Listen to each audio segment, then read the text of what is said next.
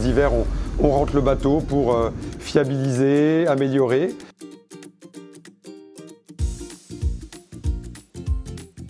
On travaille sur les safrans pour passer à un système qui fonctionne mieux que celui qui avait été conçu à l'origine.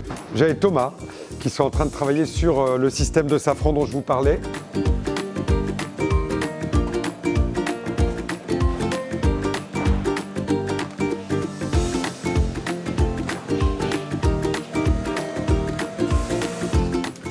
Donc là, on a notre fidèle Sam qui est à l'œuvre.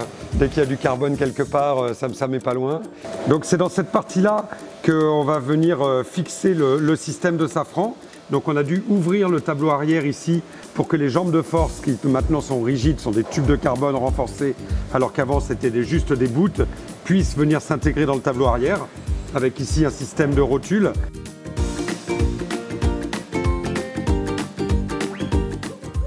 Ben voilà, on arrive à la dernière étape là, sur la remise en place du nouveau système de safran. En général, quand Vito intervient, c'est bon signe, parce que c'est qu'elle met les bouts, et les bouts, c'est ce qui arrive à la fin. Donc l'objectif de ce système, c'est d'avoir des safrans qui peuvent se relever. Ça a un double intérêt. Le premier, c'est que si on tape quelque chose, il y a un fusible qui va permettre au safran de se relever plutôt que de tout arracher. Le deuxième, c'est comme on a deux safrans, on n'a besoin que d'un pour naviguer. Donc dans beaucoup de conditions, on peut en relever un des deux et limiter la traînée.